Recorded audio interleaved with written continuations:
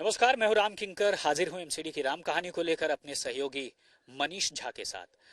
सदन में हंगामा हुआ, जोरदार हंगामा हुआ और इस हंगामे की भेंट चढ़ गए कोई और नहीं बल्कि नेता विपक्ष राजा इकबाल सिंह।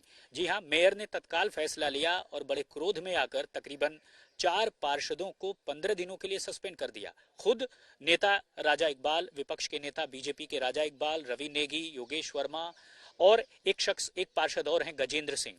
तो ये सबको फिलहाल 15 दिन के लिए सस्पेंड किया गया है और साफ तौर पर मेयर ने हिदायत दी है कि अगर इसी तरह से चलता रहा तो आने वाले दिनों में ये सदन में नहीं बैठ पाएंगे। फिलहाल 15 दिन के लिए इनका सस्पेंशन हुआ है। दरअसल हाउस हमेशा की तरह बैठा और जैसे ही हाउस में मेयर का पदार्पण हुआ, साफ तौर पर जो बीजेपी के पार्षद हैं उन्होंने सौरभ भारद्वाज की गिरफ्तारी की मांग लगातार करने लगे और आपने देखा कि बीजेपी पिछले 2 हफ्तों से अलग अलग मोर्चों पर प्रदर्शन कर रही है, आम आदमी पार्टी के ऑफिस पर प्रदर्शन कर रही है और अब गिरफ्तारी की मांग की। तो साफ है कि उन्होंने ये कहा कि जैसा दवाओं का मसला चल रहा है और आरोप लगाया कि नकली दवाएं इन अस्पतालों में है और यही वजह है कि सौरभ भारद्वाज को तुरंत गिरफ्तारी देनी चाहिए। लेकिन साफ तौर पर आपने देखा कि आज जो हंगामा हुआ, हंगामे के चलते मेयर ने एक सख्त स्टेप लिया है।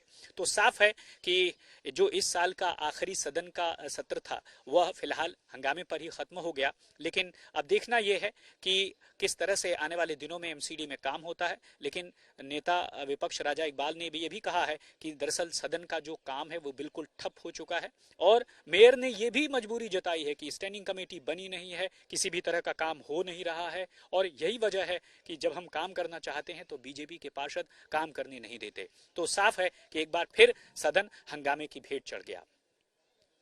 तो इस वीडियो में फिलहाल इतना ही। मुझे दीजिए इजाजत। धन्यवाद।